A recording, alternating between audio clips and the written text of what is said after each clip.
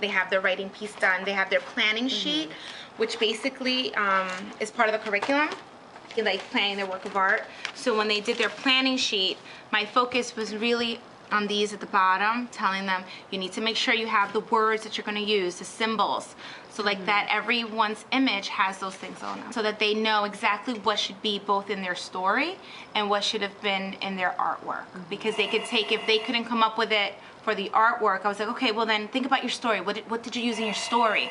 Add that then into your artwork. What we did is she would send me the videos of what to do, and then I basically did it with the kids. Like the oil pastels, how to do that with the kids, and then I looked up videos on YouTube on how to draw faces and basic features, and then I said to the kids, because they all have Chromebooks, so that's also a plus. So I said to them, well, I don't know how to draw it either. Let's all Google, let's go. YouTube this.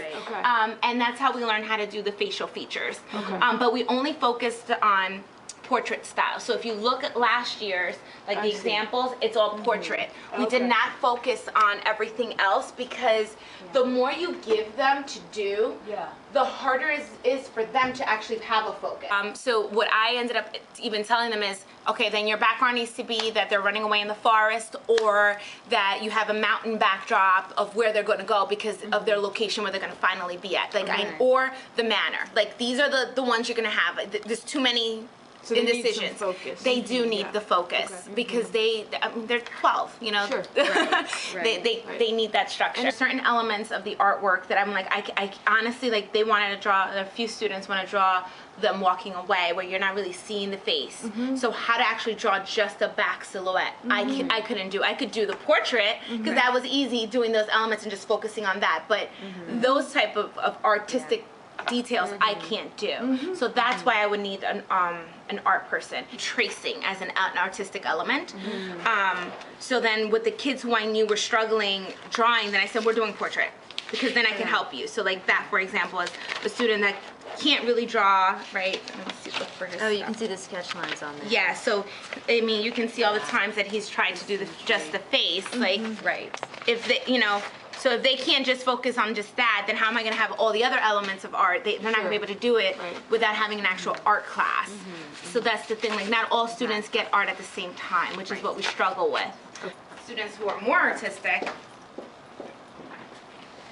who are giving you, like, this is the draft, and then she's already going on to the final. So like that, when she comes in, it's like it's more focused anyway now, because at this point they have something to start with. She'll teach them what she wants to, and then whatever the kids have questions, I say you have to have questions ready for when she comes in. We only have 4 sessions with her. What is it that you want to focus on with her when she comes in? So I'm also directing the kids to be responsible of asking specific questions about their artwork and what they want help with, to get from the artist that I can't do. Guys, this is what I want, but I can't draw it. You know, but then it's okay, so let's look up stuff. Let's look at how you can draw mountains. So I actually did a whole lesson on drawing mountains as a landscape. Crazy as much as that may sound, but I did.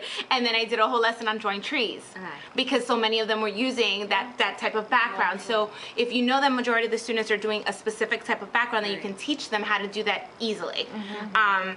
Because there's plenty of YouTube videos, I will tell you. Kids love it because it's something different. It's outside of what they're used to doing with you. So, and it also takes you out of your comfort zone. So then I tell them, I don't know how to do it either. We're learning together. So it's not so like you have to be perfect. And that's the one thing I keep telling them, because Andrea told me to also repeat it to them, is that art is not perfect. It takes a lot of drafts to get good artwork, and we don't even have that time to perfect the artwork. So we're doing basically is a draft, is what I have to tell them. It's still a draft. Even though we feel like it's a final, it's a draft, and it can always be perfected. So it's not going to be perfect. There's always going to be something.